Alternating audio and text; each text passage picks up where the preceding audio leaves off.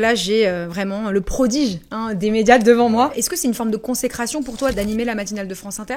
Moi, je fais l'interview pour la personne qui est pas d'accord avec l'invité, parce que sinon, ça n'a pas d'intérêt. Est-ce qu'il y a eu des interviews où tu t'es dit, là, putain, il m'a servi la soupe, ou je me suis fait manipuler, ou j'ai pas réussi à poser cette question-là ?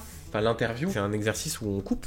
Gouverne à coup de 49.3, ce qui dans l'univers entier... Pardonnez-moi, Jean-Luc Mélenchon, vous pouvez les contester, enfin, ce sont les règles de la 5ème République. Parce que sinon, en fait, on a des politiques qui sont tellement rodés en face que c'est comme ça qu'à un moment donné, il se passe des choses. L'interview parfaite n'existe pas. Comment tu prépares une interview ? Mon conseil, c'est de lire, écouter et regarder des gens avec qui on n'est pas d'accord. Est-ce que tu doutes ? Tout le temps. Ça fait longtemps que je suis pas allé en boîte de nuit. Ouais. Je sais même pas si on dit encore boîte de nuit d'ailleurs. L'expression, on peut dire ça boîte fait de nuit. Complètement boomer comme expression. Est-ce que t'es heureux ? Ouais. Ouais, je crois, ouais.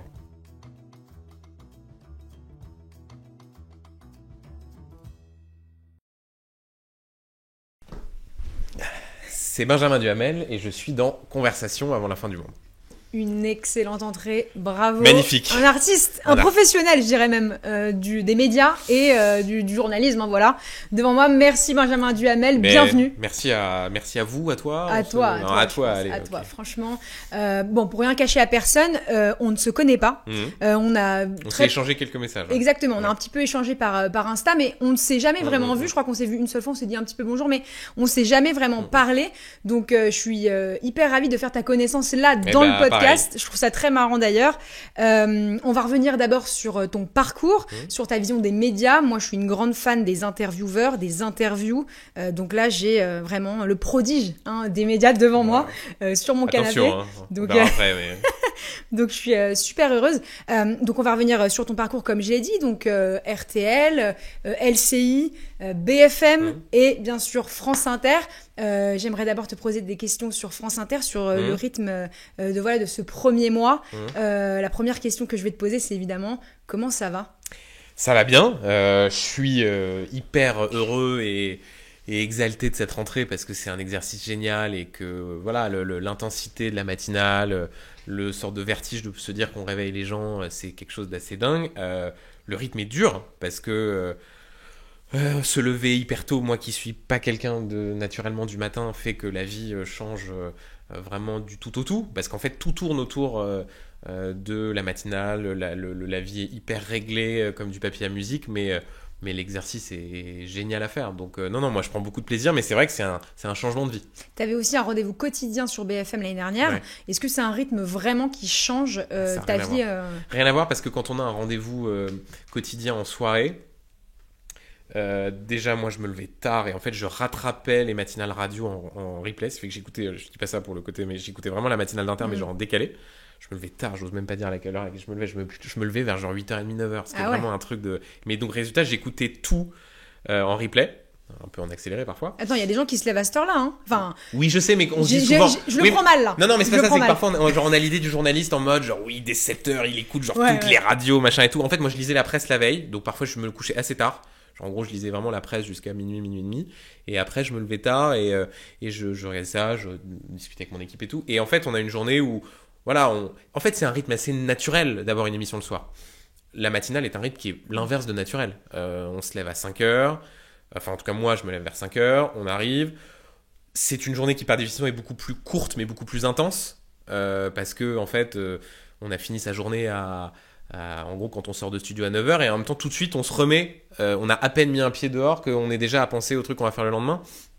Donc ouais, c'est vraiment le sorte de symétrique du rythme que j'avais l'année dernière. J'ai interviewé certaines personnes de matinale qui m'ont dit que quand on animait une matinale, on grossissait, on prenait du poids parce qu'il y avait une table régie, voilà, toujours là, le petit déj, les croissants, les machins. Comment ça se passe ? Alors, de ce point de vue-là, je pense que je dois être à plus 2, ce qui en vrai est assez maîtrisé, je trouve, mais ça fait qu'un mois, donc on refera le bilan dans 6.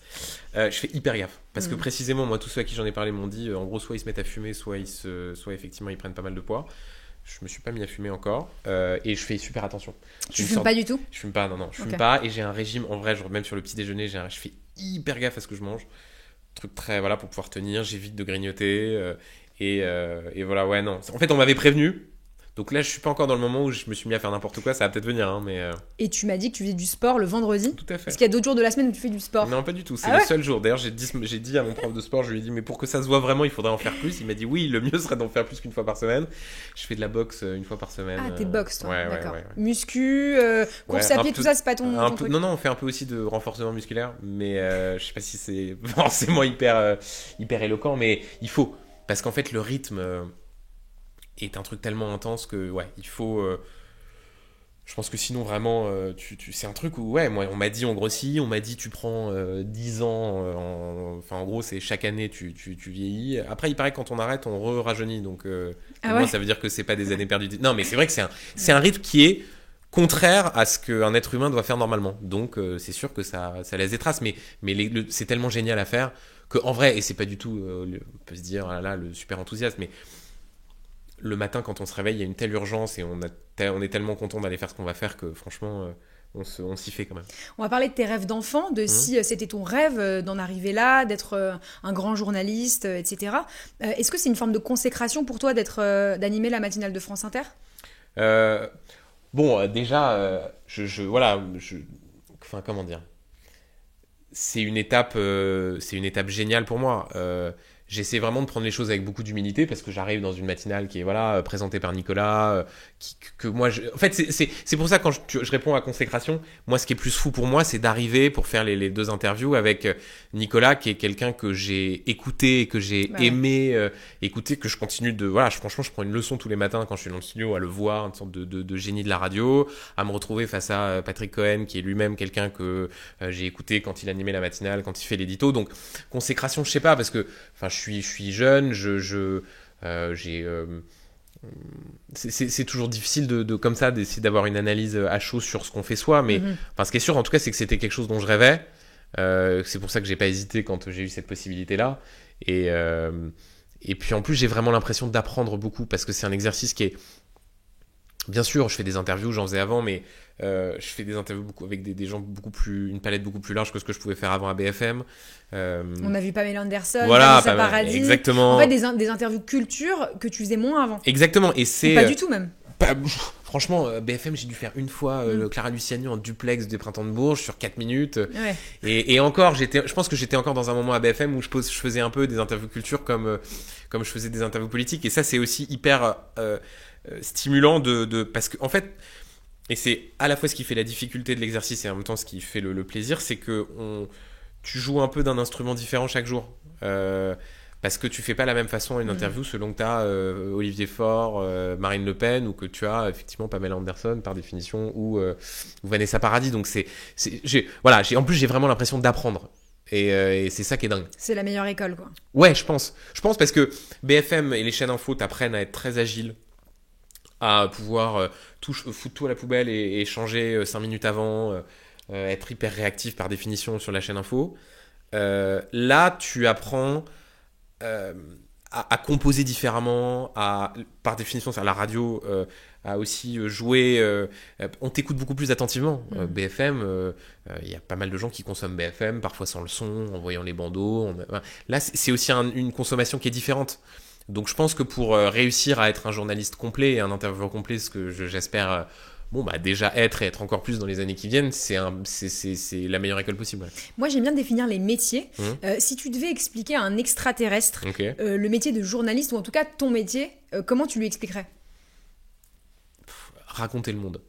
Je crois que c'est pas la définition la plus originale qui soit, mais c'est vraiment se lever tous les matins en se disant comment est-ce que pour l'auditeur ou pour le téléspectateur, on va essayer de mettre en perspective ce qui est en train de se passer dans un moment où le grand paradoxe du moment du point de vue médiatique, c'est qu'on n'a jamais eu autant de sources d'informations et que en même temps, comme il y a des sortes de fonctionnements en silo avec des biais qui soient soit des biais informationnels, des biais cognitifs, des bulles où souvent on a tendance à être renfermé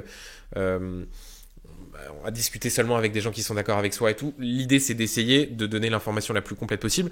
Et je rajoute comme définition à cet extraterrestre à qui je parle en tant qu'intervieweur, c'est quand c'est des responsables politiques, aller pointer la contradiction, pas lâcher Moi, je dis toujours, je fais l'interview et je sais que parfois ça peut aussi.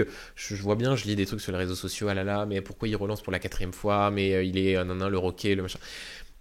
Moi, je fais l'interview pour la personne qui est pas d'accord avec l'invité, parce que sinon, ça n'a pas d'intérêt. Le rôle de l'intervieweur est d'être si moi je me mettais, si je faisais l'interview pour la personne qui est d'accord avec le responsable politique que j'invite, ça n'a aucun intérêt, parce que dans ce cas-là, la personne a des rôles.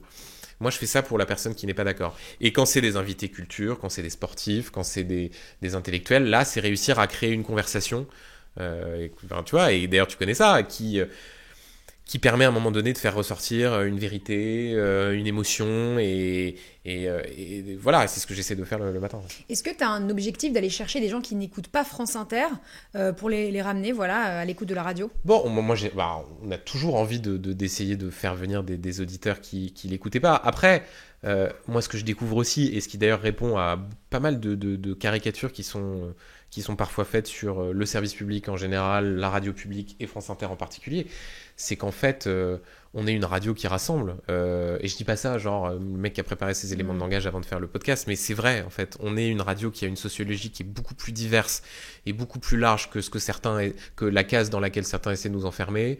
Il y a plus de 5-6 millions de personnes qui nous écoutent tous les matins.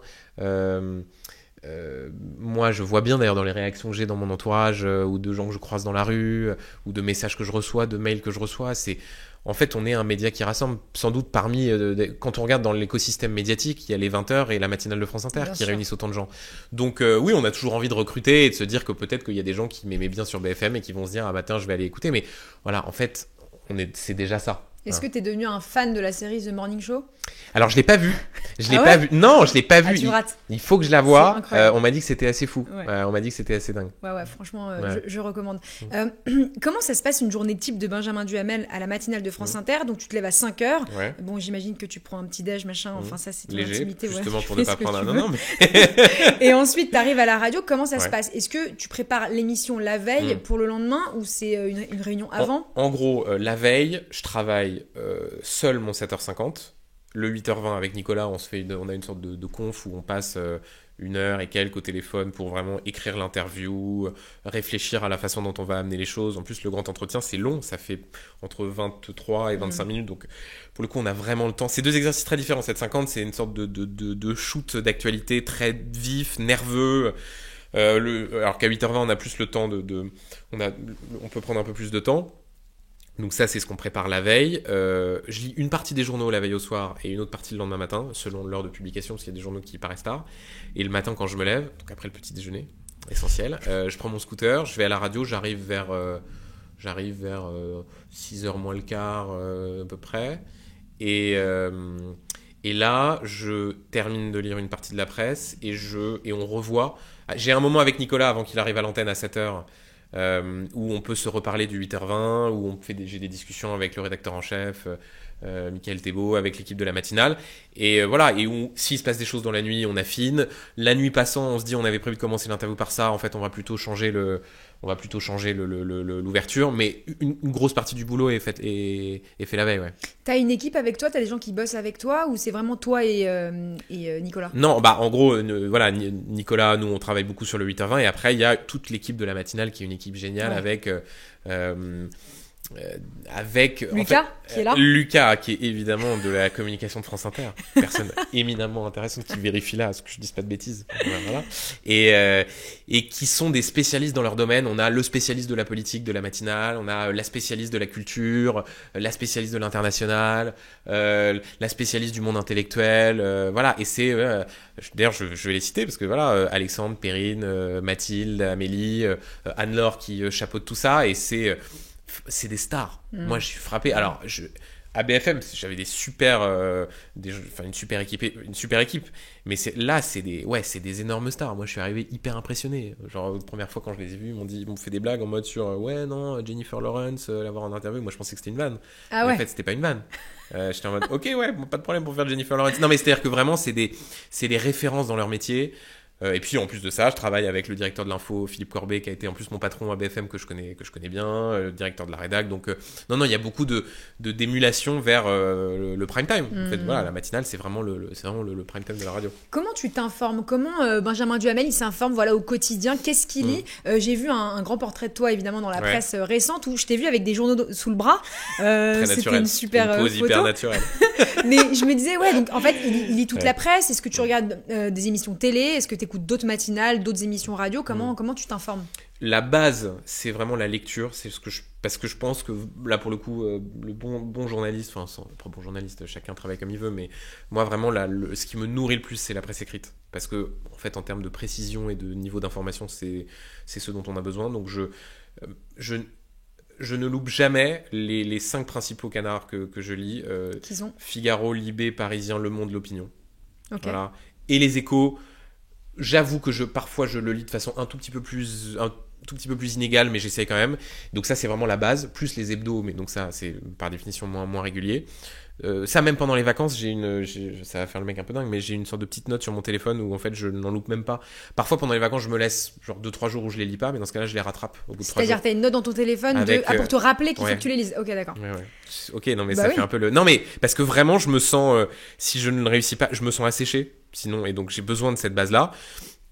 Après, j'essaie d'écouter les radios. Donc là, pour le coup, en podcast, je réécoute les interviews de RTL, de France Info. Donc ça, encore plus quand je reçois des invités, pour essayer de... Parce que ça, c'est très important. Une partie du boulot, quand on a notamment une interview politique, c'est de beaucoup réécouter les interviews faites avant pour anticiper ce que la personne va répondre. Sûr. Les réseaux sociaux, par définition, je regarde pas mal ça. Et puis, la télé, je la regarde un peu moins qu'avant.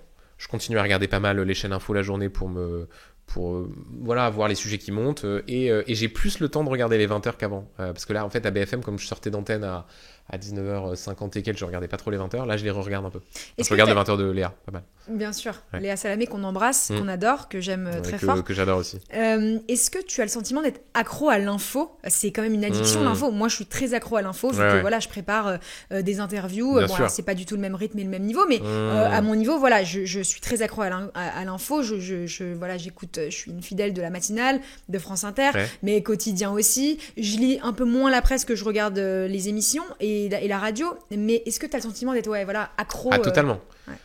Totalement, et au point que, quand Mais d'ailleurs, c'est souvent, les gens me disent, mais est-ce que tu déconnectes? Est-ce que tu réussis à faire autre chose? Et en fait, mais j'ai pas l'impression de travailler quand je m'informe, mais quand je lis la presse, et au contraire, c'est une sorte d'hygiène qui continue à faire bien marcher le cerveau, et ça, c'est aussi un héritage de chaîne info, c'est que, en fait, lire la presse et avoir une sorte de fond de sauce fait que c'est difficile d'être totalement... Bien sûr qu'il y a des sujets qu'on connaît mieux que d'autres, mais t'es pas à l'ouest. Si à un moment donné on te dit tout d'un coup il faut que tu montes un truc, et dans la matinale que... Par exemple, là, il y a quelques jours, on a changé au tout dernier moment, on a changé à 9h après la conférence de presse Trump-Netanyahou, on a changé de sujet. En fait, ça permet de savoir où aller. Bien sûr qu'après on retravaille précisément pour avoir les bons angles, mais on a quand même globalement un niveau de connaissance minimum qui permet de ne pas être totalement dépassé, même quand on doit changer de sujet au dernier moment. Donc tu es journaliste évidemment, mais tu es surtout intervieweur. C'est vraiment ça ton travail. Moi j'adore les intervieweurs et la manière dont ils travaillent. Comment tu prépares une interview? Est-ce que tu écris 100 questions et t'en poses que 10? Comment ça se passe? Non, j'écris plutôt à l'économie, c'est-à-dire que vraiment en gros je sais les 3-4 trucs que je veux vraiment aller essayer de tirer de la personne que j'ai en face. Ah, t'as tes objectifs. Ouais, j'écoute beaucoup ce que je te disais, les interviews faites dans d'autres médias, parce que comme ça c'est la meilleure façon d'anticiper. En fait, l'interview politique, le plus important, c'est pas la première question que tu poses, c'est la relance que tu fais derrière. Première question, c'est assez évident. Le sujet, c'est d'avoir cette capacité à réagir, à savoir par définition où va aller la personne et tout de suite aller lui poser la deuxième question. Et puis il y a un boulot après qui est aussi un goût particulier, qui est d'avoir envie d'aller un peu... L'idée, c'est pas que ce soit une confrontation, parce qu'une interview, c'est pas un débat. Moi, je débat pas avec mes invités. Mais en tout cas, de se dire que pour qu'il se passe quelque chose, il faut qu'à un moment donné, parfois, ça frotte un peu. Et c'est bien. C'est comme ça qui ont réussi à obtenir quelque chose de différent. L'interview politique, c'est vraiment un art. Moi, j'ai eu l'occasion d'interviewer plein de politiques dans ma vie, mais c'est pas un exercice où je suis hyper à l'aise parce que vraiment, c'est des gens qui sont formatés évidemment pour te balancer leur soupe, forcément. Est-ce qu'il y a eu des interviews où tu t'es dit là, putain, il m'a servi la soupe, ou je me suis fait manipuler, ou j'ai pas réussi à poser cette question-là? Pas réussi. Non, après. Oui, il y a des fois où en fait t'es frustré parce que la personne a fait tellement de langue de bois que tu as beau tu peux à un moment donné prendre à témoin l'auditeur et le téléspectateur en disant bon bah écoutez, chacun jugera que vous avez pas voulu répondre à ma question, et avec en plus parfois aussi l'invité qui gagne du temps et qui sait très bien que ça c'est plus dur à inter qu'à BFM. Si je peux me permettre de te couper, t'es pas mal en économie de temps, voilà. Total.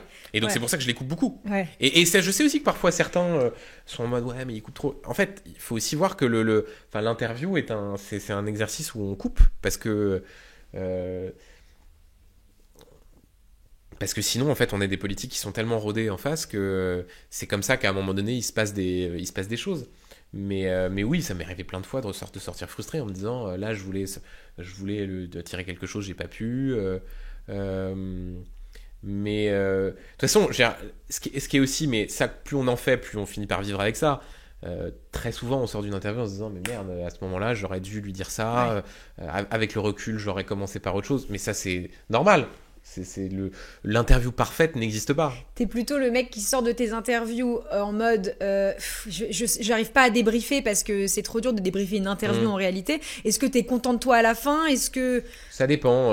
Il y a des moments il y a des moments où on sort, on sait qu'il s'est passé quelque chose et donc là, au moins on sait que cette interview reste. Après non, moi je suis plutôt toujours à me dire à ce moment-là j'aurais dû relancer plus, au contraire j'aurais dû gagner forcément. Non, je suis pas du tout du genre à être content de moi. Il y a des moments où je sais que c'est des bonnes interviews, mais non, je suis plutôt toujours à penser que j'aurais pu faire encore mieux. C'est quoi ta première interview politique que t'as fait de ta vie? Alors la toute première de toute ma vie, c'est quand j'étais à Sciences Po, je faisais des interviews pour la télé de Sciences Po, ça s'appelait Sciences Po TV. Et la toute première que j'ai faite, c'était, je crois, Valérie Pécresse en 2012, septembre ou octobre 2012, donc j'avais 18 ans. Et ouais, je me souviens, rasé de près, j'étais allé au conseil régional qui à l'époque était encore dans le 7e, ils n'avaient pas démissionné, ils n'avaient pas déménagé. Et ouais, alors c'est marrant parce que parfois quand je regarde ces vieilles interviews, bien sûr, je suis un peu gauche et à certains moments... Et en même temps, je vois à quel point j'essaye déjà de prendre pas des tics journalistiques, mais qu'en tout cas... Enfin... Bien sûr que c'est pas du tout la même chose que la façon que ce que je fais aujourd'hui, mais je sens quand même qu'il y avait que déjà je voulais avoir un style et ressembler aussi aux interviews que j'écoutais à la radio, que je voyais à la télé, donc c'est des trucs assez marrants. Ouais. Est-ce que l'art de l'interview c'est comme un muscle, plus t'en fais, plus t'es bon? Bien sûr, aucun doute. Ouais, tu dirais que... est-ce que t'es d'avis comme Jacques Brel la passion, c'est le travail, en fait? Totalement. Non, mais moi, je pense que là, bien sûr qu'on peut avoir des facilités dans tel ou tel domaine à être plus ou moins à l'aise, à plus ou moins oser, mais évidemment que... Mais c'est valable pour tout dans les médias. Moi, j'ai toujours été très...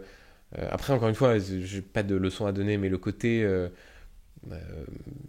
ceux qui écrivent pas, moi je pense que le côté le talent et le travail c'est pas opposé. Je pense que on est meilleur plus on en fait, quand on se réécoute, quand on se regarde, parce qu'on prend des réflexes, parce qu'on se connaît aussi, et donc non à fond, ça je pense. Tu réécoutes tes interviews, tu travailles sur là où t'as buté ou... Ouais, et en me disant à ce moment-là j'aurais dû peut-être que là j'aurais dû laisser un silence, ouais bien sûr. Au point que d'ailleurs parfois quand je rentre de vacances ou machin, on se dit la première qu'on va refaire, après ça va parce que ça évidemment ça se perd pas, mais ouais bien sûr. C'est quoi la pire interview politique que t'aies fait? La pire. Après la pire c'est vraiment la pire. La pire c'est celle où on sort en se disant c'est l'enfer, en se disant il s'est rien passé, la personne avait fait que de la langue de bois. Qui est-ce que ça peut... J'en ai pas, mais c'est vrai qu'il y a souvent des gens qui sont connus pour quand même être d'une niveau de langue de bois où on n'en sort rien. Ouais. Souvent, je peux donner un exemple, mais souvent les porte-paroles du gouvernement sont quand même infernaux à interviewer. Et les pauvres, ils y sont pour rien parce qu'ils sont payés pour faire de la langue de bois, mais ça, c'est quand même très très compliqué, ouais. Les porte-paroles du gouvernement, souvent, et quel qu'il soit d'ailleurs, quel que soit tout bord confondu, c'est un job qui est tellement ingrat. En fait, on est payé pour en dire le moins possible. Et l'interview culture, c'est complètement différent, c'est plus détente. Moi, je trouve ça beaucoup plus. Moi, je trouve ça. Là, en tout cas, aujourd'hui, je trouve ça plus difficile. D'accord. Mais parce que j'en ai moins fait aussi. Ok. Pourquoi ? Parce qu'en politique, je pense que le bon intervieweur politique est celui qui va me placer l'invité devant ses contradictions, qui est capable à un moment donné de dire mais attendez, vous avez dit ça alors qu'il y a 6 mois vous aviez dit. Avec un invité culture, on fait pas ça. Avec en plus un rapport de force entre l'invité politique qui vient parce qu'il veut convaincre l'auditeur, le téléspectateur, il est très demandeur. Les invités culture, il y a les bons clients, et puis il y a ceux qui font un peu ça parce qu'on leur dit de le faire, mais qui franchement sont pas des immenses fans des médias. Donc il faut pouvoir aller trouver cette chose-là, et puis se rajoutent les contraintes parfois quand c'est des grosses stars américaines où alors il faut pas parler de ça, on a très peu de temps, mais c'est génial. Moi c'est ça, j'ai l'impression d'apprendre énormément et c'est pour être le journaliste le plus complet possible. Mais c'est vrai que c'est 2 exercices différents, c'est vraiment jouer 2 instruments de musique différents. Est-ce que tu es de nature stressée ? Est-ce que tu stresses avant tes interviews ? Oui. Enfin, je stresse, j'ai vraiment le goût du détail jusqu'au dernier moment, et donc je suis un peu capable de me rendre malade pour avoir la petite info, le petit truc. Je déteste être pris en défaut, donc en fait c'est plutôt là-dessus. C'est-à-dire, je suis vraiment. Après, une fois que je suis dedans, ça va. Et au contraire, une fois que je suis dedans, je suis plutôt à oublier quand je peux avoir des pensées, des pensées qui parfois peuvent me polluer. Quand on a des soucis perso, ça peut arriver.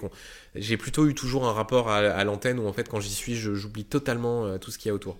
Et tu te rappelles pas d'une interview qui t'a fait vachement stresser avant d'y aller ? Si, truc que t'as appréhendé vachement ? Si, une qui m'avait fait beaucoup stresser parce que c'était très très différent que ce que je faisais d'habitude. C'était l'interview que j'avais faite de Sébastien Coé sur BFM.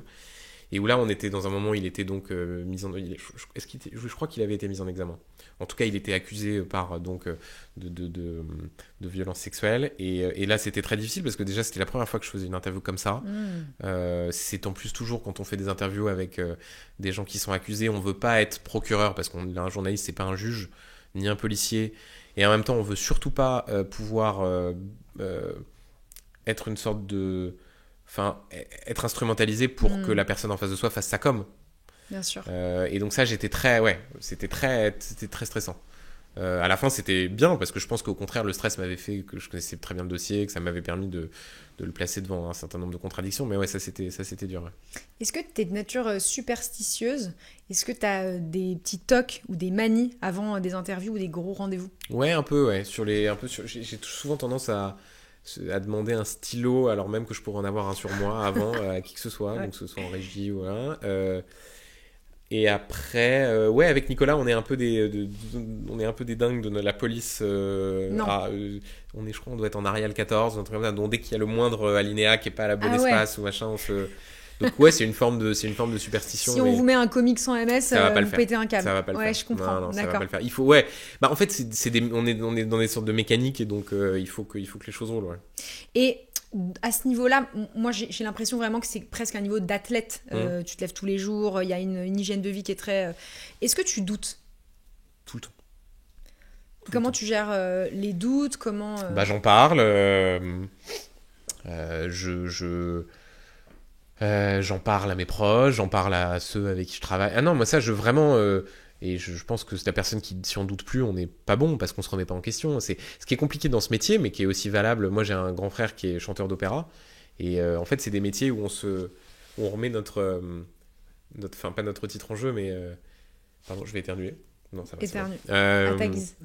Où en fait non, ça va aller. Je pense que j'avais la moutarde qui me manquait, c'est bon. Hop, mais non, ça sort pas. Ouais, où en fait, on peut avoir fait une super interview le lundi, en mode génial et tout. Si le mardi elle est plantée, elle est plantée. Et en fait, on se souviendra pas de la bonne du lundi. On se dira juste il a planté son interview. Tu me dis que quand t'es dans l'interview et quand ça rec, t'es à fond dedans. Comment tu laisses tes tracas du quotidien ou tes problèmes perso entre guillemets, tu vois tu les laisses en fait, moi c'est plutôt l'inverse. C'est plutôt le fait de faire ça qui me les fait oublier pendant le temps de l'interview. Tu vois, c'est plutôt ça en fait. C'est une sorte de...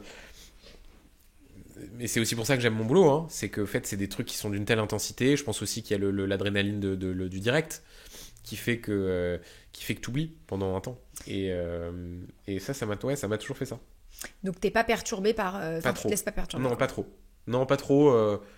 Non, j'ai pas le souvenir de... Non, après, il y a des moments où on peut être submergé par l'émotion. Mais dans ce cas-là, c'est plutôt quelque chose, je pense, de positif, parce qu'on n'est pas des machines et des robots. On peut être touché par la personne qu'on a en face de soi. J'ai fait sur Inter, au début d'année, les parents d'une petite fille qui s'appelait Lorraine, qui s'est fait poignarder à l'école. Et ils étaient bouleversants, ils étaient incroyablement émus, courageux. Et bah ouais, dans ce cas-là, on est pris, mais c'est normal. Et l'inverse serait étonnant et serait pas bien, quoi. Donc... T'as été ému aux larmes à ce moment-là ou... Pas ému aux larmes, mais il y avait une sorte dans le studio, une sorte de silence où tout le monde était saisi par la force et le courage de ses parents. Ouais. C'est quoi pour toi une bonne interview ? Une bonne interview, c'est une interview... en politique, c'est une interview où ça s'est pas passé comme prévu.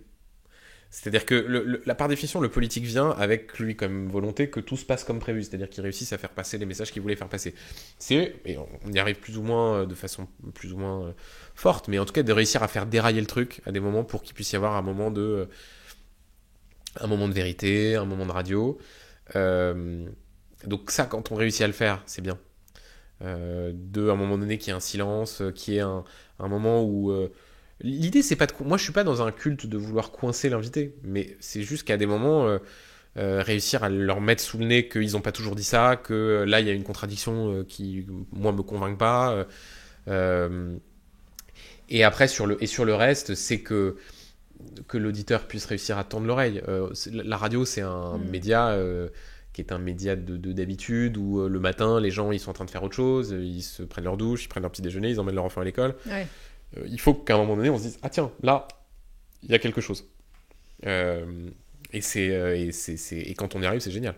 Et tu sais, quand tu poses une question vraiment gênante à un politique ou même à quelqu'un d'autre, mais surtout un politique, tu ressens quelque chose physiquement parce que tu sais que tu vas mettre la personne mal à l'aise. Qu'est-ce que tu ressens physiquement ? Moi, j'adore ça. Je sais qu'il y a un côté un peu... Mais moi, j'aime ces moments de flottement.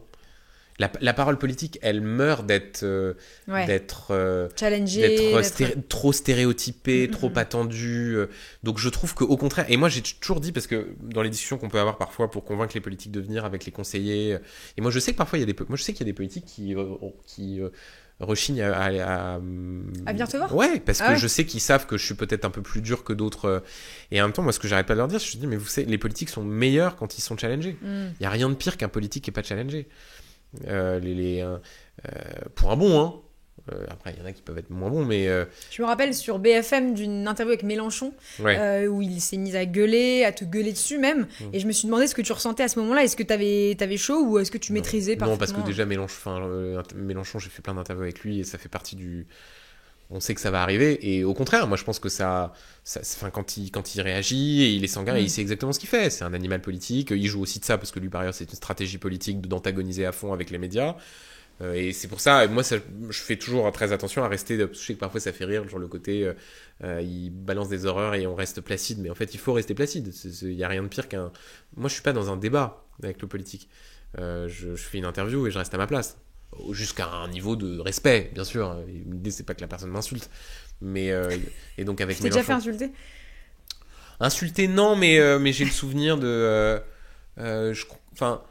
Quand j'avais interviewé... j'ai fait la première interview de Sarah Knafo, et je lui avais posé une question qui, d'ailleurs, me paraissait tout à fait légitime. Je lui avais dit... c'était la toute première fois qu'elle prenait la parole. Et je lui avais posé une question en lui disant... la formulation était peut-être un peu piquante, mais en même temps, je lui avais dit, voilà, chez les Le Pen, la politique se fait de père en fille. La reconquête, ça se fait entre mari et femme ou entre compagne et compagnon. Mais franchement, ça aurait été une faute professionnelle de ne pas la poser. C'était évident, c'est la compagne d'Éric Zemmour, c'est assumé, ils le disent, bon. Et elle m'avait renvoyé le truc en me disant, ah, ça m'étonne venant de vous, monsieur Duhamel, qui est accusé de vos parents. Hein. Et là, j'avais réagi en me disant, mais attendez, là pour le coup je trouve que c'était une sorte de mise en cause perso qu'en plus n'avait pas lieu d'être parce que ça n'avait rien à voir, mais sinon il faut y rester hyper placide. Et puis en plus on fait pas l'interview, on la fait pas pour soi, on la fait pour l'auditeur, le téléspectateur qui globalement se fiche des états d'âme de l'intervieweur. Il a juste envie d'entendre quelque chose et qu'il se passe quelque chose dans l'interview. Donc t'es pas forcément accroché à tes questions, t'as aussi une part d'impro qui peut venir. Bien sûr. Ah non, ça il faut pas Là il y a rien de pire que d'être accroché. Non, moi j'adore les interviews où tout d'un coup ça pète, on finit par commencer par le sujet qui devait arriver à la fin, c'est une matière vivante. Bien sûr. Et d'ailleurs, c'est une matière vivante exactement, et je vais rebondir là-dessus. On a le même âge, moi j'ai 32 ans, toi t'as 31 je crois. Ouais, voilà, t'as un an de moins que moi. Bon, on est un peu de cette génération où il y a des profils comme Hugo Décrypte ou d'autres. Avec qui j'étais à Sciences Po, Hugo Décrypte. Qu'on embrasse, qu'on adore aussi, qui ont émergé via Internet. Toi, t'as choisi le sillon des médias traditionnels, télé, radio. Pourquoi ce choix, et est-ce que tu te serais plus sur Internet ou tu vois, via digital? Bon, le choix, en fait, c'est pas vraiment un choix, c'était plus une sorte de logique, c'est-à-dire que j'ai commencé en faisant du reportage à RTL, ensuite en allant à TF1 LCI. Donc en fait, je me suis pas dit, je me lance dans un truc traditionnel, alors que donc les choses se sont plutôt faites comme ça. Après, je pense que maintenant, on peut effectivement pas concevoir l'exercice médiatique sans les formats alternatifs. Je pense d'ailleurs que la prochaine campagne présidentielle, les podcasts prendront énormément de place. Ça, on l'a vu avec la campagne américaine. Exactement. Où tout s'est fait sur le digital. Exactement, presque. Joe Rogan. Bien sûr. Les podcasts en France, ce que toi tu fais, ce que Guillaume Play fait avec Legend. On voit qu'il y a une vraie demande. Et donc ça doit... je pense que tout ça est très complémentaire, mais forcément, ça nous pousse aussi à réfléchir à la façon dont on fait notre métier. Parce que je pense aussi que si ces formats-là alternatifs réussissent à prospérer, c'est parce qu'il y a une demande de tonalités différentes, de refus du stéréotype.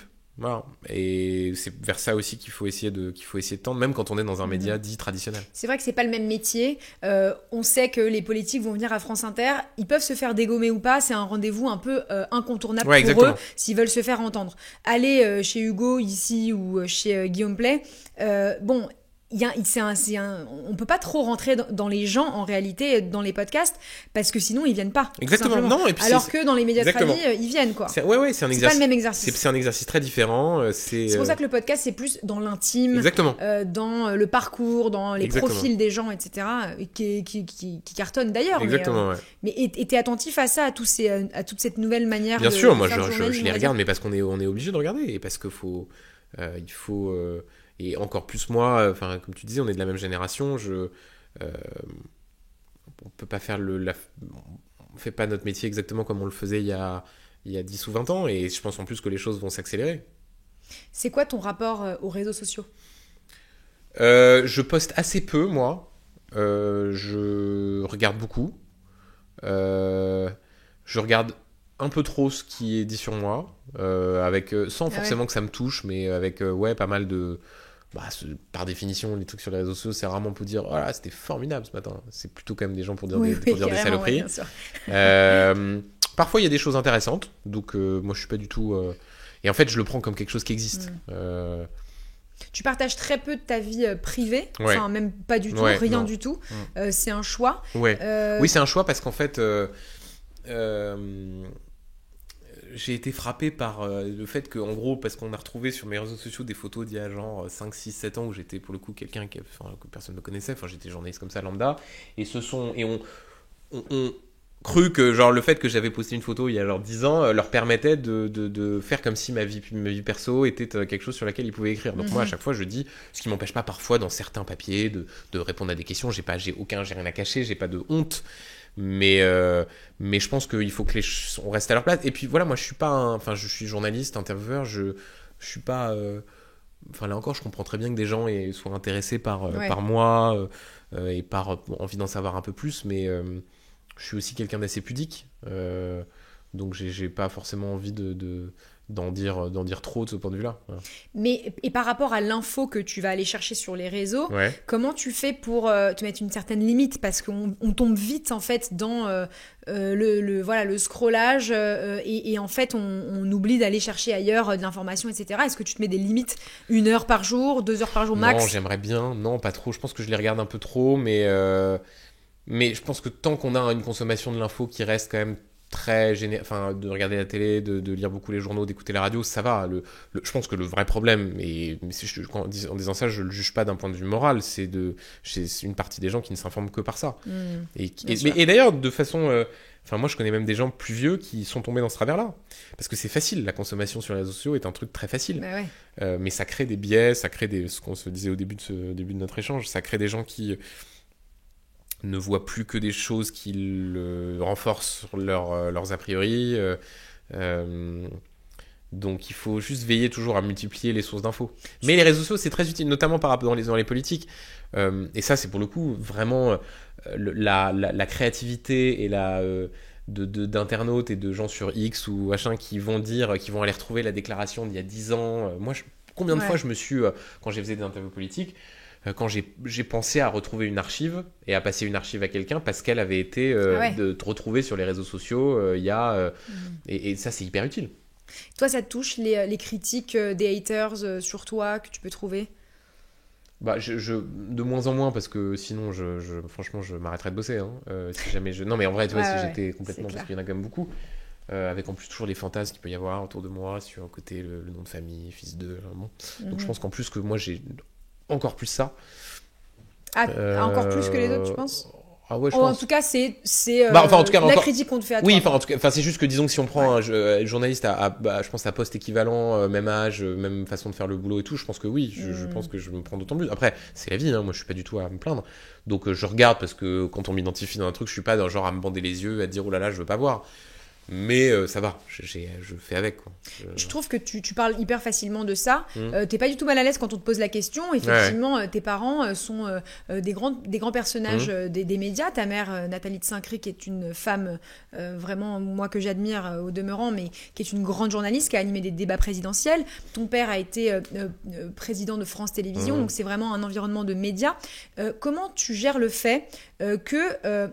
quand c'est dans les milieux par exemple de l'agriculture, des bouchers, des boulangers, quand on transmet la connaissance de père en fils, là ça passe pour quelque chose de très admis, mais quand c'est politique ou journalistique, effectivement il y a quelque chose de plus réticent chez les gens. Bah, je pense que déjà c'est des positions je pense que c'est des métiers où on est plus exposé médiatiquement et où en plus il y a un rapport au pouvoir qui fait que effectivement ça suscite des fantasmes que ne suscite pas un médecin ou un notaire qui va donner sa charge à son fils, un boucher un restaurateur. Bon, le propre des médias et ça, c'est qu'en fait tout le monde a un avis.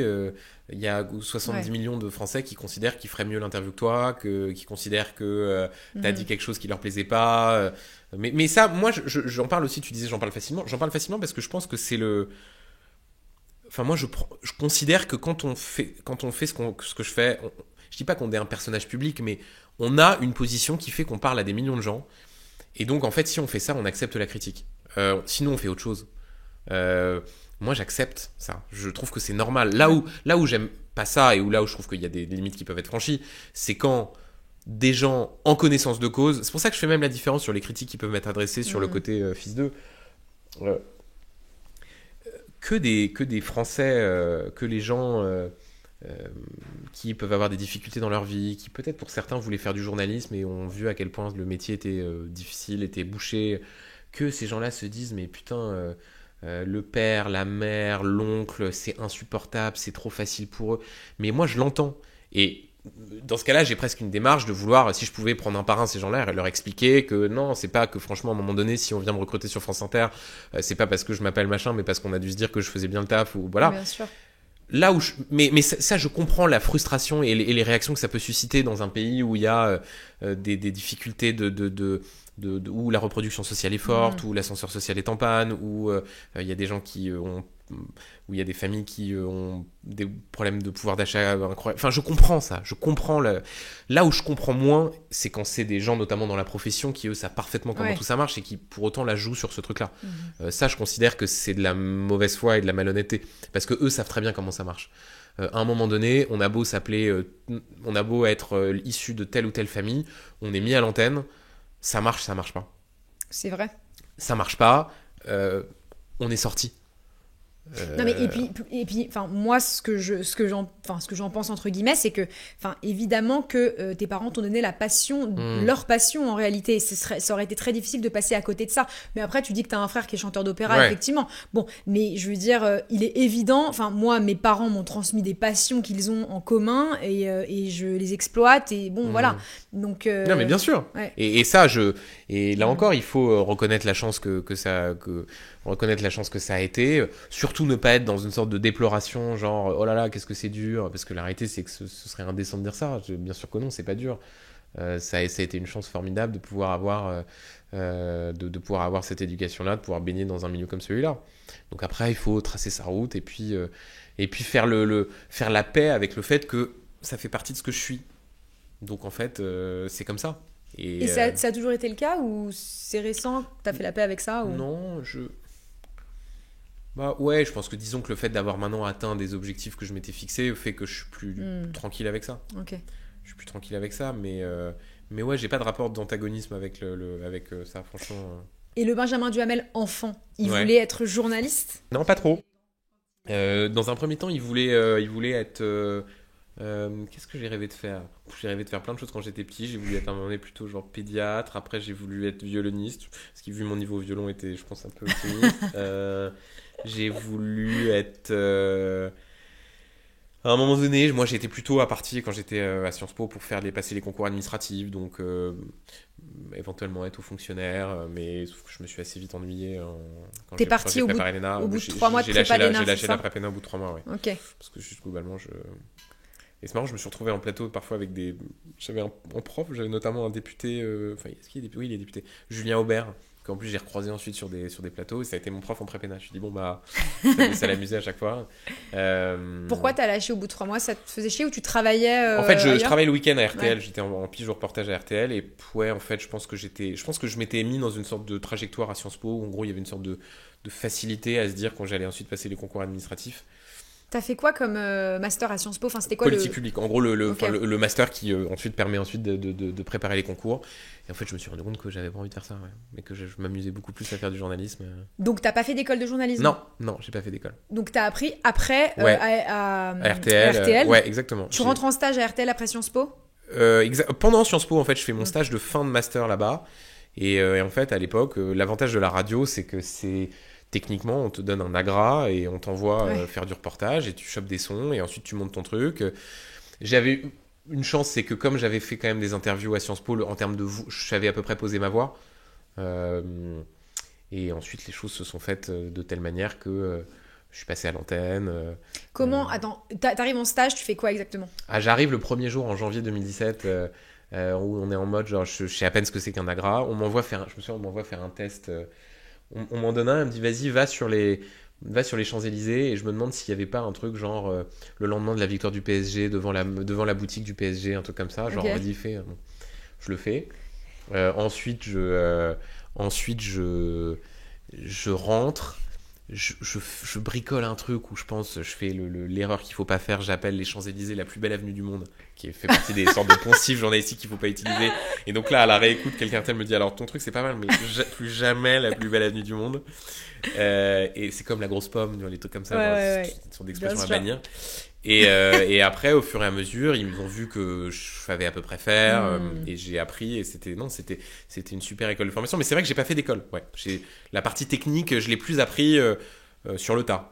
Et tu es embauché à l'antenne, en CDD à RTL. J'étais RTL, donc les 6 premiers mois, je suis en stage, donc vraiment, je suis genre payé, je sais pas, genre 550 € par mois, vraiment le truc de stage. Mais j'ai cette chance-là qui est que comme c'était en campagne présidentielle et que c'était une radio assez agile, voilà, ils m'ont dit bah vas-y, va à l'antenne. Donc je me souviens, d'ailleurs, j'ai même fait des trucs avec... dans l'émission de Marc-Olivier Fogiel, qui à l'époque faisait l'émission du soir, et donc après qui s'est retrouvé à être mon patron à BFM, donc c'était amusant. Et puis ensuite, là en pige, et ensuite un contrat à LCI, qui était à l'époque un CDD. Mon premier CDI, je l'ai signé à BFM. Ok. Ouais. Mais à RTL, donc tu es à l'antenne, mais qui te donne ta chance ? À l'époque, c'est au service politique Benjamin Sportouche, qui était à l'époque chef adjoint du service politique. Et tu fais partie du plateau de cette après je fais vraiment des trucs en reportage, j'allais faire François Asselineau et Jacques Cheminade, c'était dire l'importance que j'avais dans la campagne de 2017, c'est-à-dire j'allais pas faire les meetings de François Fillon, quoi.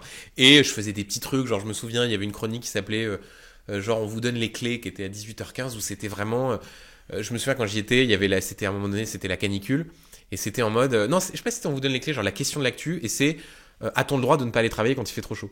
Okay. Et en gros, on a 1 minute et où on doit vraiment faire les réponses hyper... c'est vraiment un encadré. C'est pas un truc hyper ambitieux et tout, mais ça apprend l'antenne, timer, poser sa voix. Et donc, non, c'était chouette. T'étais quel genre d'ado quand tu faisais tes études, même au lycée? T'étais quel genre d'ado? Est-ce que t'étais un mec, je sais pas, à quel âge t'as fumé ta première clope? Est-ce que t'étais un mec qui allait souvent à la bibliothèque ou tu sortais tout le temps le samedi soir avec tes potes? J'étais... non, je sortais pas mal au lycée, mais pas non plus... j'ai jamais été un énorme fêtard. À Sciences Po, un peu plus. À Sciences Po, je faisais un peu plus la fête. Parce qu'une fois qu'on est rentré... c'est une super école, hein, mais... moi, j'ai quand même plus l'impression de bosser au lycée que... En plus, j'étais au lycée Henri IV, on bossait beaucoup. À Sciences Po, c'était quand même un peu plus tranquille. Puis j'avais le temps de faire des choses à côté. Ma première clope, je sais pas, j'ai vraiment pas beaucoup fumé. J'ai dû même par curiosité, genre vers 14-15 ans, mais pas plus. Et non, après j'étais quand même côté un peu bon élève. Enfin, moi j'aimais bien bosser en fait. Et donc je suis pas sûr, tu vois, j'ai pas fait trop de crises d'ado, de trucs comme ça. J'étais assez sage en fait comme garçon. Et là aujourd'hui, c'est quoi ton rapport à la fête avec le rythme que t'as? Je sais pas, ça fait longtemps que je suis pas allé en boîte de nuit. Ouais. Je sais même pas si on dit encore boîte de nuit d'ailleurs, l'expression, ça fait complètement boomer comme expression. En club. Non, est-ce que je fais la fête? Ça m'arrive encore. J'adore le karaoké, ça c'est le truc que je peux, pour le coup, je peux un peu vriller là-dessus. Ah oui, c'est une vraie info, c'est pas une info d'interview presse, c'est un vrai truc. Je suis un énorme fan de karaoké. Okay. Le 31 décembre au soir, je fais des énormes karaokés pour le Nouvel An. Sympa. Voilà, ça c'est la grosse info. D'ailleurs, une fois, je crois que c'était l'année dernière pour la fin de saison, je m'étais retrouvé dans un karaoké du 5e, vraiment un truc genre de la rue Mouffetard, un peu pourri. Et les jeux de fête, il y avait 2-3 personnes qui m'avaient reconnu, ils étaient un peu en mode genre à me regarder avec des gros yeux. Je pense que j'étais dans un état de. J'avais effectivement un peu bu, je pense. Non, ça j'adore les karaokés. Sinon, non, je fais gaffe. Et encore plus là, depuis la rentrée, la matinale fait que. T'es sérieux, quoi. Bah ouais, et en tout cas, là c'est le début, donc j'essaie vraiment de me. Disons que là, des gros écarts en termes de rentrée tard et tout, en fait, on le paye beaucoup après, donc j'essaie de faire attention. C'est qui la figure journalistique, un peu un mentor de vie que tu as eu, qui t'a donné envie de faire ce métier? J'en ai plusieurs. David Pujadas, beaucoup, que je regardais faire son 20h. Patrick et Nicolas Demorand, c'est vrai, genre en les écoutant le matin. La matinale de France Inter, tu l'écoutes depuis toujours? Ouais. Enfin, depuis toujours, depuis que j'ai l'âge d'écouter la radio le matin. Donc, je sais pas, depuis que j'ai au moins 13-14 ans, je l'écoute le matin. Et donc, c'est ça qui est fou, c'est de me retrouver en studio avec ceux que j'écoutais et qui m'ont donné envie de faire ce métier. Léa, évidemment, beaucoup. En plus, on est devenus copains, que j'adore et que j'écoute. C'est ça. C'est vraiment des... Et puis après, il y a ceux qui m'ont donné ma chance aussi, qui sont des gens qui sont des patrons. Jean-Philippe Baye qui était à RTL, qui s'est retrouvé être mon patron à BFM. Marc-Olivier, évidemment, à qui je dois beaucoup, qui m'a fait progresser à BFM. Je suis rentré, j'étais un petit reporter et ensuite il m'a donné une émission. Il a été très à l'oreillette, comme on le connaît, très énergique, mais qui m'a beaucoup fait progresser. Et donc ouais. Et c'est quoi le moment un peu de déclic où tu t'es dit je suis fait pour ça, je veux faire ça, il faut que j'y aille?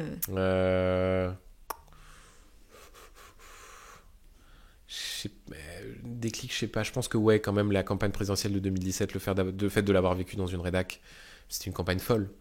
Macron, Fillon, les affaires. Ouais. Et ça, le fait d'avoir vécu ça dans une rédac m'a dit ok, c'est là en fait j'ai envie d'être là. Moi, j'aime bien qu'on parle aussi d'échecs dans un parcours aussi successful que le tien. Tu vois, t'es jeune, t'es hyper bien parti pour devenir un des plus grands journalistes quand même de ce pays. Je le pense, non mais je le dis, vraiment je le pense. C'est pour ça que je suis très heureuse que tu sois là. Mais j'aime bien qu'on parle aussi des moments un peu plus d'échecs ou les moments... Voilà. Est-ce que t'as un moment en tête où t'as eu un échec professionnel qui t'a appris? En fait, c'est vrai que j'ai la chance d'avoir une trajectoire qui fait que j'ai eu beaucoup d'opportunités que j'ai pu saisir. En fait, c'est pas des échecs, mais plein de fois, je suis sorti d'émissions, d'interviews où je me dis, mais non, là, c'est pas exactement ce qu'il fallait. Ça m'est arrivé de m'engueuler. Enfin, typiquement, je parlais de Marc-Olivier, on s'est plein de fois où on s'est engueulé parce qu'en sortant, en plus, lui, c'était le genre de patron à m'appeler et à me dire, non, mais là, tu t'es complètement planté. Et à chaque fois, et c'est toujours, d'ailleurs, j'ai toujours le même réflexe dans ça. Dans un premier temps, j'ai un réflexe défensif en mode, non, c'est pas vrai, c'était super. Ah ouais. Et en fait, après, je dors dessus et je lui dis, en fait, t'avais raison. Et donc je sais pas du tout le mec genre qui a du mal à dire des échecs, bien sûr, enfin des échecs on en a tous. Y a des moments où moi je me souviens quand j'ai passé parfois des castings pour des émissions où je pensais être pris, où j'étais pas pris, mais franchement c'était des choses assez minimes. Ouais, je me souviens quand j'étais à BFM, j'avais passé des castings pour des émissions du service public et ça l'avait pas fait, donc mais bon. Il y a un truc que t'aurais aimé faire que t'as pas eu. T'as le droit de dire non. Hein, mais c'est ça la chance que j'ai, c'est qu'en fait, avec le recul, je suis content que ça n'ait pas marché. Ouais. Oui, bien évidemment. Bien sûr, non, mais vraiment, tout arrive pour une raison. Oui, c'est-à-dire qu'en fait, j'aurais vraiment pu me dire, genre, waouh, ça je suis passé à côté de mon dream job. Non. Ouais. J'ai pas eu ça. Pour l'instant, ça arrivera forcément à un moment. Forcément, à un moment, je me dirais, mais là, non, pas trop. Là, à 30 ans, c'est quoi ta définition du succès ? C'est se lever le matin en étant sûr qu'on est au bon endroit et qu'on fait ce qu'on aime. Et pour l'instant, j'ai la chance de correspondre à cette définition-là. Donc voilà, après, les envies, ça fluctue. Peut-être que... la réflexion que j'ai souvent, c'est le côté, la précocité c'est vrai que j'arrive à des jobs où souvent, il y a des gens qui mettent un peu plus de temps avant d'y arriver. Mais pas du tout, pas pour une question parce que je suis meilleur qu'eux, c'est juste parce qu'en gros moi j'ai eu effectivement la chance d'avoir des choses qui sont très bien enchaînées. Parfois il y a des parcours de vie qui font que parfois je sais pas, t'es correspondant à l'étranger, tu pars, tu reviens, tu mets plus de temps à faire d'antenne, tu commences en faisant moi après la question c'est comme je fais des trucs déjà où jamais je m'étais dit que je les ferais à 30-31 ans, dans 10 ans, dans 15 ans, qu'est-ce que je ferais, qu'est-ce que j'aurais envie de faire. Mais pour l'instant je suis tellement content de me lever le matin et de faire ce genre de trucs que enfin, je suis pas du tout. Je suis tellement loin de. Même sur les politiques, parfois la question c'est oh là là, mais t'en as pas marre d'interviewer les politiques, c'est toujours les mêmes, ils sont quand même pas très marrants et tout. En fait, moi je m'éclate à le faire. Ouais. Même quand c'est pas forcément des stars de la politique. Parce que je m'amuse, parce qu'en fait je pense qu'il y a toujours quelque chose à trouver. Et tu veux faire quoi quand tu seras grand ? Bah justement, continuer ça, ou alors faire totalement autre chose. Moi j'exclus pas dans 10 ans, 15 ans de faire. Quoi, non, tu vas pas monter une start-up dans la tech ? Pourquoi pas. Ah ouais ? Pourquoi pas. Non, mais je sais pas, je sais pas, moi il y a des choses qui me. Tu vois, j'adorerais.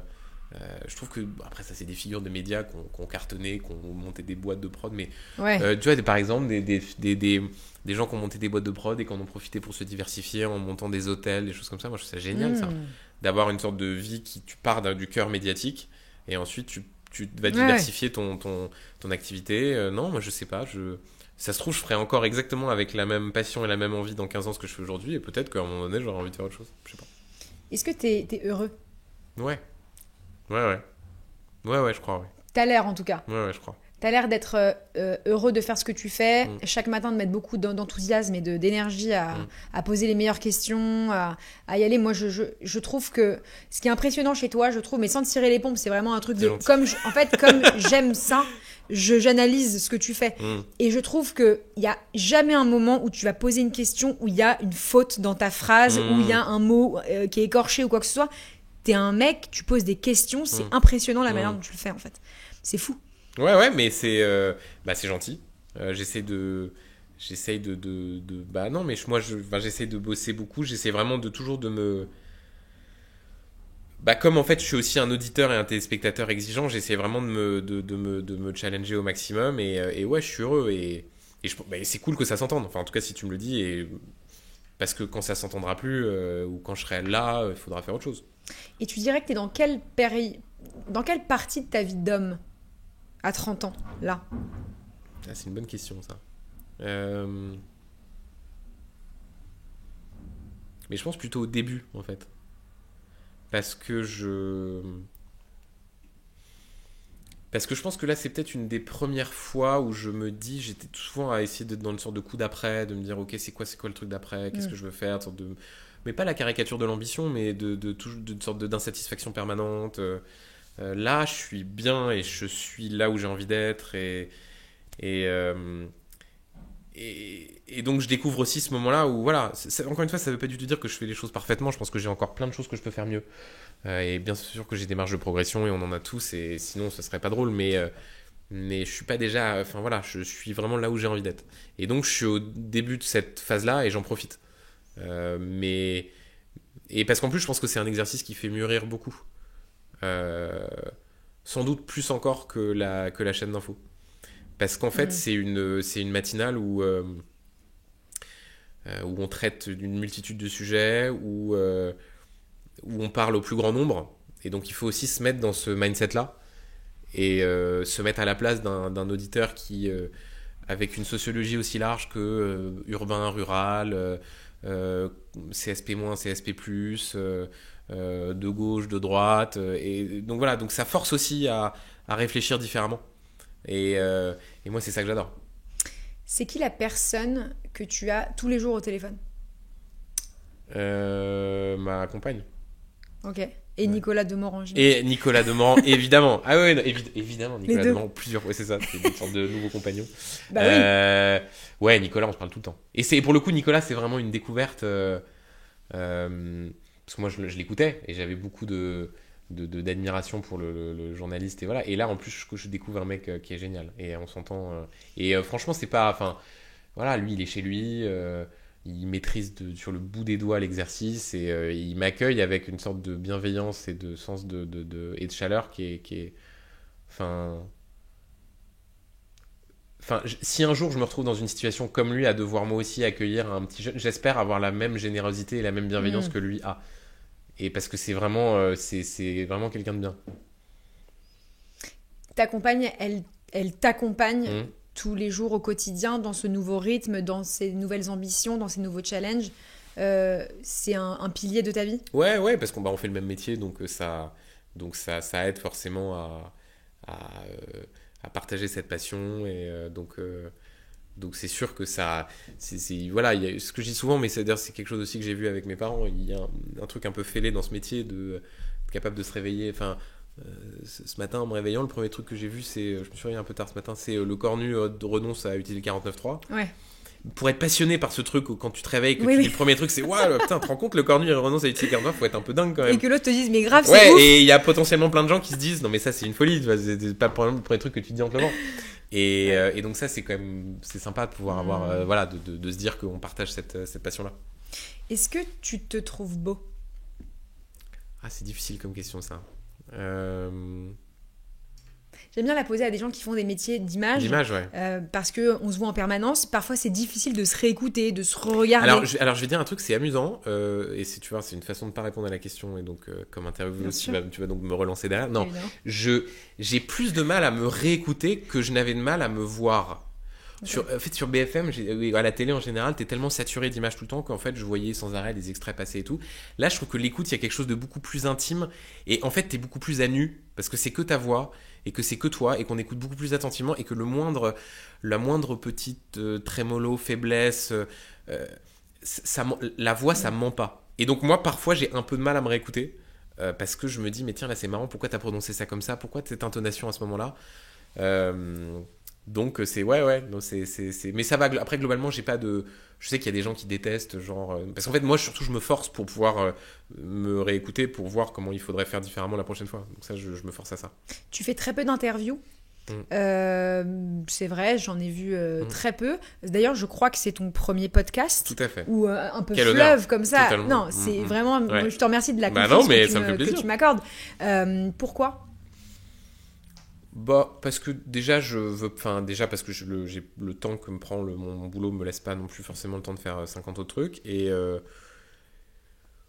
parce que je pense que c'est peut-être une forme aussi de pudeur de pas avoir forcément, mais qui aussi rebondit sur mon usage des réseaux sociaux. J'ai pas forcément vocation à me m'étendre trop, mais quand j'ai l'occasion de le faire, je le fais avec plaisir et puis je conçois aussi que quand on arrive sur des médias qui sont des médias très grand public avec une forte écoute, l'auditeur, le téléspectateur peut avoir envie d'en savoir un peu plus, donc voilà, mais je suis pas en demande, je suis pas à la recherche de ça.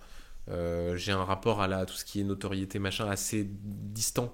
Je sais ce que ça implique que de faire ces métiers-là, mais je suis pas dans je suis pas dans une recherche effrénée de reconnaissance extérieure ou voilà, parce que je pense qu'il faut pas devenir fou. Je pense qu'il faut, parce que ça peut être une carrière c'est long, il peut y avoir des moments où on se fait oublier, et il y a des moments où ça peut moins bien marcher, et je suis sûr qu'à un moment donné peut-être ça marchera moins, donc voilà, faut garder un peu la tête froide par rapport à tout ça. Est-ce qu'il y a une question qu'on t'a jamais posée que t'aimerais bien qu'on te pose?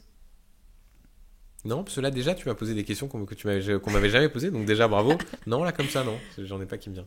Ok, bah merci beaucoup. Merci à toi. Je pense que c'est la fin de cet entretien où j'ai pris beaucoup de plaisir. Je tiens à le dire. Non, franchement, c'est bon là. Non mais attends, j'avais quand même 3 pages de questions, tu sais que c'est énorme. Hein. Ouais, bah c'est. Donc, normalement, j'ai une page. Donc ça t'a inspiré. Là, j'avais beaucoup de questions et donc c'était très dense. Mais merci. Merci de m'avoir accueilli. Peut-être il y a une dernière question qui me vient comme ça. C'est toujours la pire, la dernière. C'est quand la pression est retombée. Non. Dernière question comme ça. Franchement, ça va. Non, mais vu qu'on a le même âge, est-ce que tu es optimiste pour l'avenir de notre génération?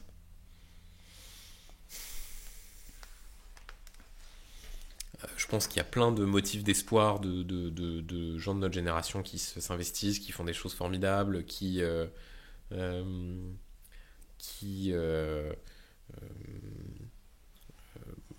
veulent faire du bien à la société, que ce soit dans des démarches médiatiques, associatives. Et en même temps, je suis aussi très inquiet de voir parfois la façon dont le débat public fonctionne, la super polarisation d'une partie de notre génération qui parfois considère que l'exclusivité d'une cause fait que... C'est pour ça tout à l'heure on parlait des médias qui rassemblent et des médias qui au contraire segmentent. Je suis parfois inquiet de voir, mais c'est valable pour notre génération, mais aussi pour parfois des gens plus âgés, hein, ce goût pour la segmentation et pour et pour de vouloir avoir lire des médias, enfin consommer des médias qui vont confirmer ce qu'on pense déjà, voilà. Et que parfois des causes qu'on traite à l'antenne rendent complètement dingues, font perdre tout sens de la mesure, que ce soit des causes internationales, le conflit au Proche-Orient, la politique française, voilà. Donc parfois, mais j'enfonce un peu une porte ouverte, mais je pense que parfois notre génération a tendance à aller voir de la polarisation et à penser parfois qu'il y a une sorte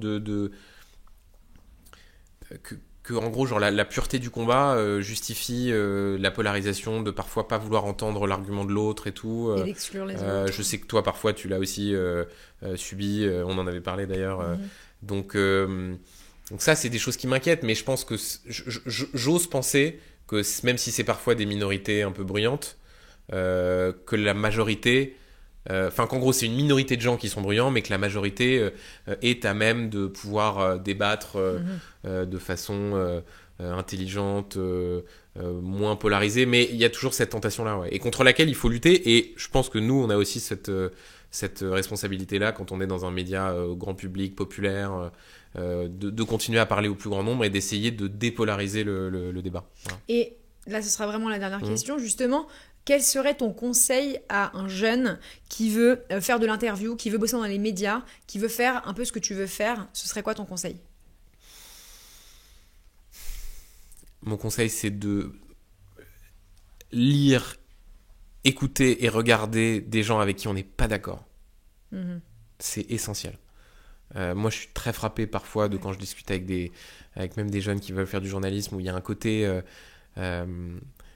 vraiment j'insiste là-dessus, ah non mais ça je lis pas parce que je suis pas d'accord, non, c'est au contraire, pour être un bon journaliste, moi là c'est vraiment le truc essentiel, il faut penser contre soi-même. Moi il y a rien que j'aime tant que de commencer une interview en me disant ça je pense que c'est voilà, le citoyen que je suis s'interroge sur rien, et d'être convaincu de l'inverse à la fin, et de douter en permanence.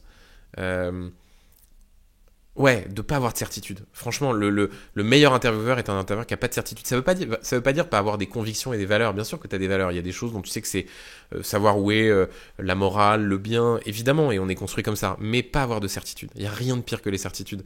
quand on fait une interview, quel que soit le sujet d'ailleurs, hein, politique, international, culturel. Donc, ne pas avoir de certitude, penser contre soi-même et et aller au contact de gens de gens qui pensent différemment. Voilà. Et c'est, je pense, un bon début si on fait ça. Super. Merci beaucoup. Merci beaucoup. Merci pour cet entretien. C'était une heure riche en échange. C'était un plaisir. Tu reviens quand tu veux. Cool. Donc on se refait un bilan dans 6 mois. Ouais, dans 6 mois avec plaisir. Voilà, parfait. Salut Benjamin, merci. Salut. Bravo. Allez, merci beaucoup. Bravo les amis. Bravo. Merci à toutes et à tous d'avoir écouté mon podcast Conversation avant la fin du monde. C'était Julia Layani. Si vous avez kiffé ce podcast, n'hésitez pas à faire plusieurs choses. La première, mettez 5 étoiles. La deuxième, taguez le podcast en story. Bon, ça, vous n'êtes pas vraiment obligé, mais en vrai, ça peut grave m'aider. Enfin bon, t'as compris. Et surtout, abonnez-vous au podcast sur la plateforme que vous utilisez. Et si c'est Spotify, mettez un commentaire. Ou tout simplement, vous m'envoyez un DM sur Instagram, sur le compte Conversation avant la fin du monde ou Julia Layani, pour me faire vos petits retours parce qu'ils sont hyper précieux pour moi. Et surtout, merci à vous tous.